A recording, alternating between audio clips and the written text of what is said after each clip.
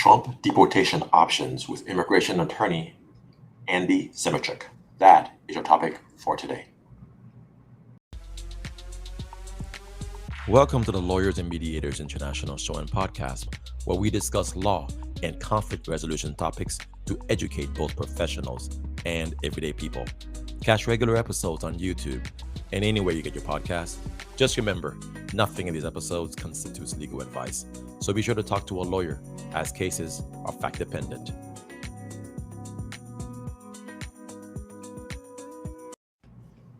Hi, everyone. This is attorney Mac Pierre-Louis, lawyer, mediator, arbitrator, and welcome back to the LMI podcast. Today, I have Andy Semotiuk, an attorney up in Toronto, Canada, but who's also licensed and worked in the U.S., specifically New York and California. And so it's good to have you back, Andy. Great to be here. Yes, sir. So we're now going to talk a little bit about immigration again, because that's your focus, it's your specialty. You work for the Pace law firm as an immigration attorney. You write a lot about investor immigration, EB-5 visas, what you've discussed before with us, H-1B visas, what you've discussed before. And so at this juncture, we're here to have you talk about deportations and what some of the options might be by incoming President Trump. But before we get to the main topic, tell us a little bit about yourself, Andy Semotiuk. Sure. I'm a U.S. immigration attorney as well as Canadian one. I'm practicing with Pace Law Firm, as mentioned. I've practiced in Los Angeles for 10 years, in New York for 5 years. And I do primarily U.S. immigration work out of my office here in Toronto. I also write for Forbes, and I've written on this theme for Forbes as well. Exactly. And so that's where we're going to bring our attention to today. And so I'll share my screen. If you're listening to this on Spotify or Amazon, for example, be sure to check out the YouTube video.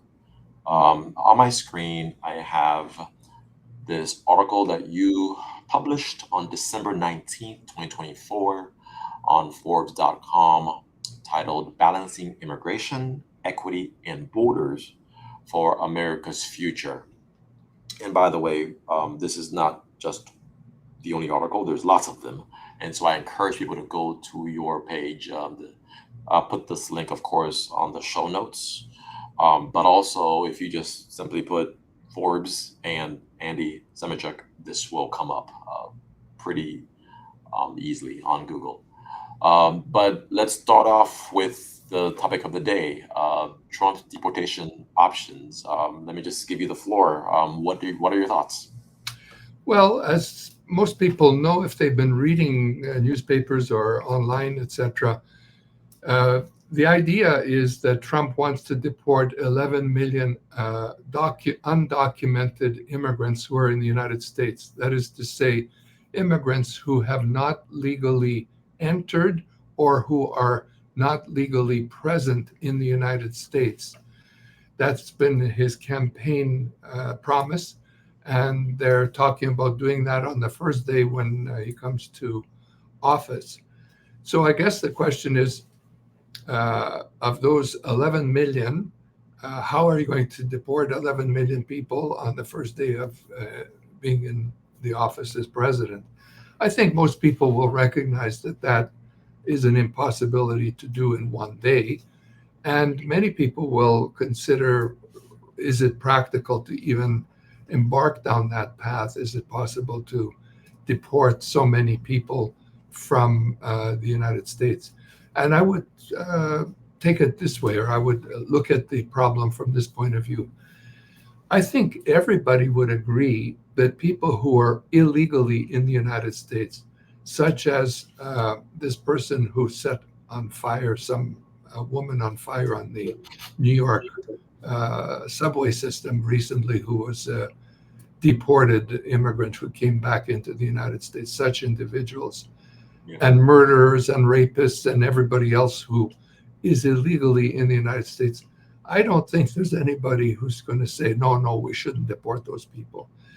And if you study the numbers of how many people of these 11 million people that number is bandied around, It may be many more, maybe a total of maybe up to 20 million undocumented immigrants. Of those, how many are criminals or people felony convicted or otherwise might be put in that category?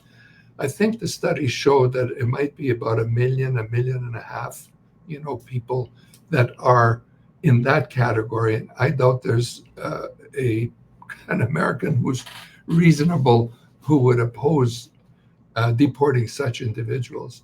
So that's the starting point, and I'm hopeful that Trump will start there. And I think most people would agree that's a good place to start. Mind you, we've been trying to deport those people all along, and there's many of them have deportation orders. So it's a matter of enforcement. But maybe Trump can handle it better than the previous administration in terms of enforcing the deportation orders that are there, etc. But then we got to talk about the others. And of the others, there are two categories that I would, first of all, I'll say this about all the others, not the criminals, but the others. America's history is all about people coming to America without documents, without visas, etc., from the early pilgrims, or even before that, from the natives who came here and wandered over to America. It was not about visas and immigration. It was simply migrants coming to America to build America. And the history of America opening up the West, and people in chuck wagons traveling westward to open up California, etc. That's all also history that involved no immigrant violations, no rights. They just showed up. Now, there were legal violations. So, for example, the native Indian populations who were the people who had settled those regions were wiped out. So in that sense, there were illegal entries into America historically. And of course, there were the battles with Mexico and so on. So it's not like this is something new that just showed up recently with Trump, that there are people who are in the United States that are undocumented or illegally here. This is a longstanding historical fact. And I would pose the question this way, by drawing an analogy, that the criminal system does not catch every criminal and punish them is no reason for condemning or canceling the criminal system, the criminal justice system. Similarly, that the immigration system has not caught every illegal immigrant and deported them is no reason for abolishing the immigration program, but it is a reason for trying to improve it and be better at it. So now we're into the improvement element. There are two categories of immigrants that are worthy of consideration in terms of this deportation debate. One are the so-called DACA immigrants, young people who came with their families to the United States. Maybe the father and the mother came illegally to the United States, and these young people came with them when they were 6 or 7 or whatever, and they're here. There's a lot of sympathy for those people. And even Trump has said he's open to some discussion about those people in terms of the deportation challenge. Now, I think the numbers, I don't know the exact numbers, but there might be 800,000 or 1 million of these type of people. So that's one category that needs some discussion.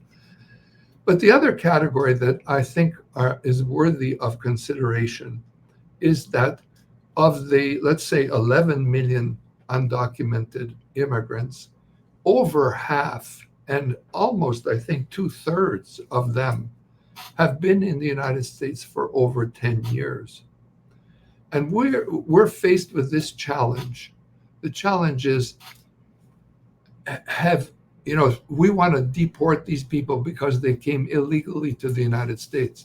But, let he who is without sin cast the first stone. And, I hate to draw attention to this, but it's a fact that even President Trump has not been known always to be abiding by the law, and many of the people that he has pardoned and he proposes to pardon are also people who are anti-immigrant, but who are also, or who have not been abiding by the law. So we have a moral dilemma, which is before you start condemning someone else, take a look at your own backyard. Now, I'm not saying we shouldn't punish these people. I argue, for example, that you could punish them in ways to make them pay for the fact that they came illegally. For example, by fining them, by requiring community service, for example, 500 hours of community service, by requiring them to have filed their taxes, paid all the taxes, be of good moral behavior, no criminal records, etc. These are ways short of deporting these people back to countries where they came from. And here's the problem that I'm going to pose to those who advocate, oh, no, if you came illegally, out, every one of you. The problem is that many of the countries that we want to deport them to aren't going to take them back or don't want to take them back. And I'm not talking about criminals. I'm talking about just ordinary immigrants. It's going to be hard. Let's say, for example, Mexico, who is likely the majority contributor in terms of undocumented immigrants in the United States. And maybe, I don't know how much, maybe there's about 6 million of them, of the total 11 million or less, some number up there. Are we sure that Mexico is going to accept like 6 million people? Okay, open the door, 6 million back to the United States, from the United States to Mexico. I don't know if it's going to be that easy. Normally, to deport a person, you have to get the passport, send a copy of the passport to the country that is supposed to accept them, get their approval that this person's coming back, and then fly them out or take a bus and bus them out or whatever. There's a procedure involved, just practically speaking. But I think, and there are many countries, by the way, that will not, Venezuela, like China, etc. Many countries who will not agree to accept these people coming back. So the problem is we're going to end up with holding cells, like internment camps, because we can't get these people out. So you're going to pull them out of the economy and being productive and putting them into internment camps or worse, prisons or whatever you want to call it, while they're waiting for a resolution to where they're going to go and how. These are complex problems. Yeah, I did always wonder what does happen when somebody is going to be deported, but the country they're going to be deported to will not take them. Like, I was assuming, well, don't you just fly them out and drop them off? Or is that not practical? That doesn't happen. No, it doesn't. So they stay here. So the person's just in limbo. Or what if they're a stateless country or whatever? I mean, that's kind of rare, but if you're bringing up the China and Venezuela examples, yeah. Okay, so yeah, that creates a impracticability problem, right? That there might be a desire to deport, but it's not practical because it's almost impossible. And that's just one example of the impracticability. Yeah, I also want to draw your attention to something. Look, I don't know about you, but I, from time to time, I speed in my car a little quicker than the speed limit, and I've gotten a parking ticket or two, etc. So I'm not a saint, and I don't think there are many saints in the United States. So, the consideration is these guys have been around for like over 10 years, like longer than 10 years. There's a thing called equity. They're building up their equity. They're paying taxes. And it's true that most of them do pay taxes. They're belonging to the, community organizations, contributing to all kinds of charitable things in terms of work and the community and churches, etc. And by and large, the studies show that it's not immigrants who are the criminals and committing felonies and all that. They do better in that area than does the Native American population in terms of not committing crimes other than coming to the US. And that's not really a crime in the sense that it's regarded as a civil infraction. It's not really regarded as a criminal infraction, although people may feel it's a criminal case and they may not be happy about it. And again, look, do I want to support criminals and murderers and drug dealers, etc., coming into America? No, no, no. To the contrary, I'm with the people who want them out. It's not that I'm favoring these people, but I look at the situation from the point of view of equity, and also from the point of view of what's best for America. Imagine, maybe I'm sorry if I'm overdoing it. Oh, no. This is good. I have some follow-up thoughts, but go Yeah. ahead, please. Imagine if you could get, let's say, I don't know, 11 million people doing 500 hours of community service each, cleaning the streets, cleaning all the garbage out of the sewers, cleaning up all the graffiti all over America, going to hospitals, helping people who are sick, feeding the hungry, helping them, get building, these houses for people who don't have homes. That's a hell of a big workforce if you could get them. But the idea of just let's take 11 million people out of the economy and place them where? On airplanes to go home? No, well, not necessarily. Some, yes. But where are you going to put these people? Like, what are you going to do with these people? Yeah. You're going to put them in holding cells somewhere. That's a drain on the economy. And the numbers are like astounding. It's not like, I think it's $35 billion over 10 years or some huge number, the cost of doing all this. Yeah. So some thoughts. Well, thank you so much for the thought of, possibly, using our energy to let people work it off, right? Work their quote unquote crime off by doing something good, in the name of equity, and balancing it out so that, okay, they can stay, but the US gets something out of it, right? So I appreciate that. I do wonder what other countries face this sort of dilemma, like the US. Is the US particularly unique in a way? I think about, Mexico. I think about Chile. I think about what Turkey's going through, where there's just mass migration and people are having to move because they're being bombed. Like, because you're kind of a student of history. Do you know of another situation that the U.S. is dealing with? Well, Europe, the whole of Europe, the continent of Europe has been just drowned with this problem. All kinds of people. You may remember at one time Angela Merkel declared that she was ready for Germany to accept refugees coming out of Syria and so on. And they said they would take 1 million refugees. And it was a real eye opener in terms of how many people came across the Mediterranean. The UK, Great Britain, has got a huge issue just similar to what we're facing right here. Yeah. Canada has the same problem.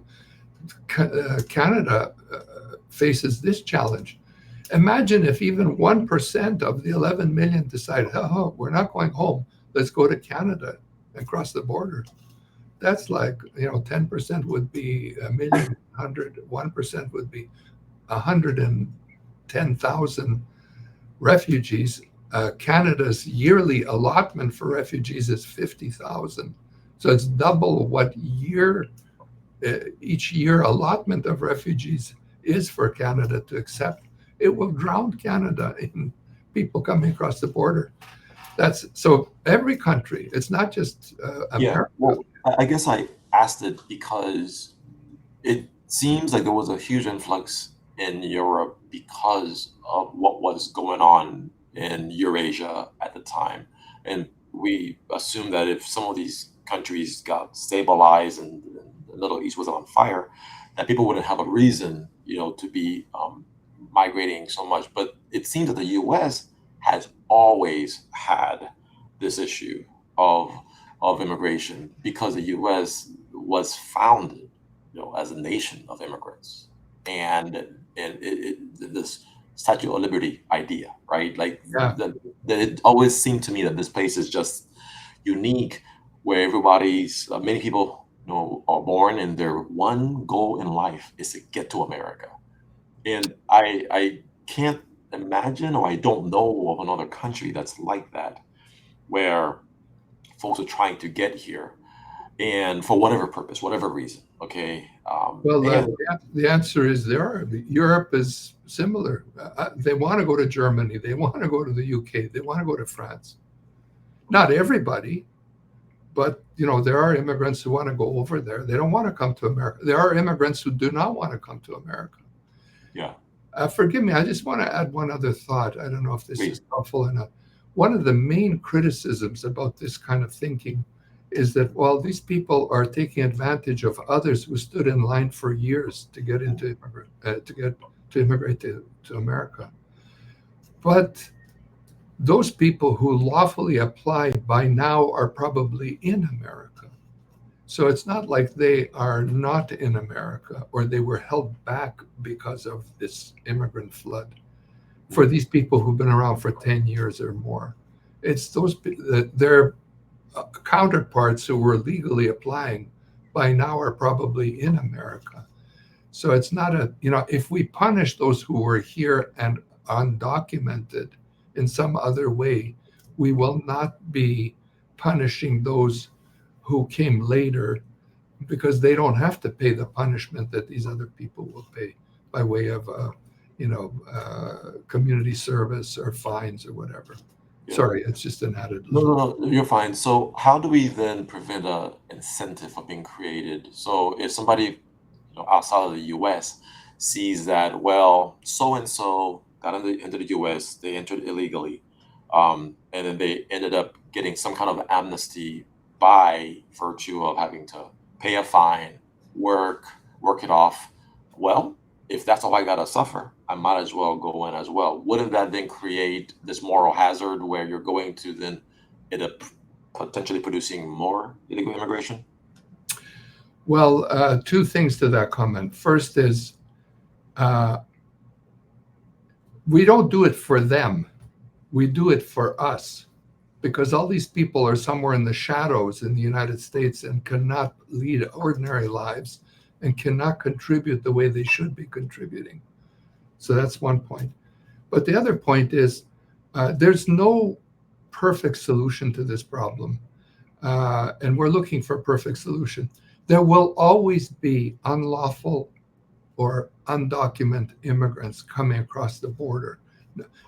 If we put all our resources together, if we built the tallest wall, if we shot people on the border, they would still be coming to America. And they're coming because economically America is attractive to them. They're escaping economically very bad or politically or militarily or criminally bad circumstances to come to a country that's safer and better, etc. Until this uneven balance between America economically and other countries like Latin America and South America, etc., is more balanced, we'll always see a flow of people coming this way.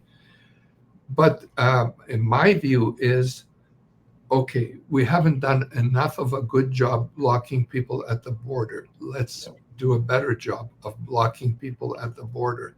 But that doesn't solve the problem of there being, 11 million unlawfully present people in the United States.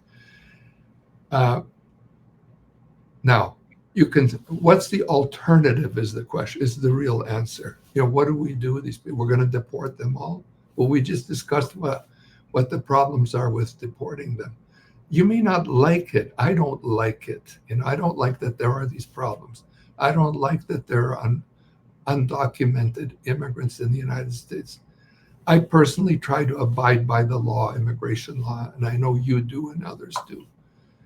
But, you know, for all the reasons that we've talked about, there's a way of dealing with the issue. And, we have to deal with it in a way. In the past, we dealt with the same issues and we addressed them in similar ways. Reagan announced this, what they like to describe as a partial amnesty, those who are against any kind of leniency with respect to immigrants. And before him, there was in 72 or whatever it is, there's this registry date that was established where if you were in the US long enough, like for today, for example, if you've been in the US undocumented since 1972, you can apply for a green card and you'll get it. But that date is way out of date. It should be, let's say, moved to, let's say, 5 years ago. If you've been here for longer than 5 years, it makes sense to give you, like, you do it for ourselves, not for them. We're going to do it for ourselves in terms of getting the country back on, like forgive me, but you can go on this forever. One of the concerns is the cost of going after all this. Like we can catch every criminal in the United States. Just don't spend money on anything else except catching criminals. But even then, we won't catch every one of them. It's just the reality, and you got to face realities. So we have to prioritize, just like in the criminal sector, we would prioritize on the most violent criminals. In the immigration world, we would prioritize, violent immigrants who need to go. And then what you call the others, everybody else, we have to work something out. So to wrap us up, if you had Trump's ear and you were an advisor, what would be the things you would be telling him right now about his options for deportation? I'd say, number one, deport all the criminals, like we talked about. Number two, pass DACA with the Republicans and the Democrats if you have to.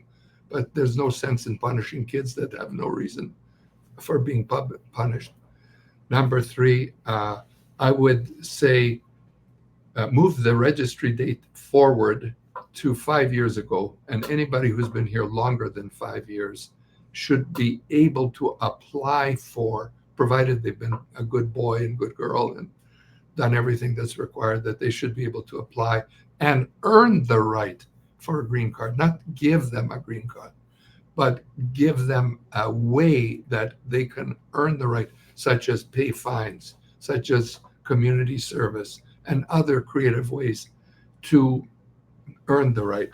And the other is a big one is start looking at countries where things are not so good and help economically build those countries so that people have no impetus for moving northward or from where they are, but staying where they are because economically and socially things are good enough that you can make a living there. All right. A lot of good points. Thank you so much. And definitely a complicated topic and it's not that many simple answers, but I appreciate you for giving us really good suggestions. Okay, Andy Semotiuk, thank you so much. Everyone, come back to the LMI podcast to learn more. All right, until next time, everybody, take care. Thanks.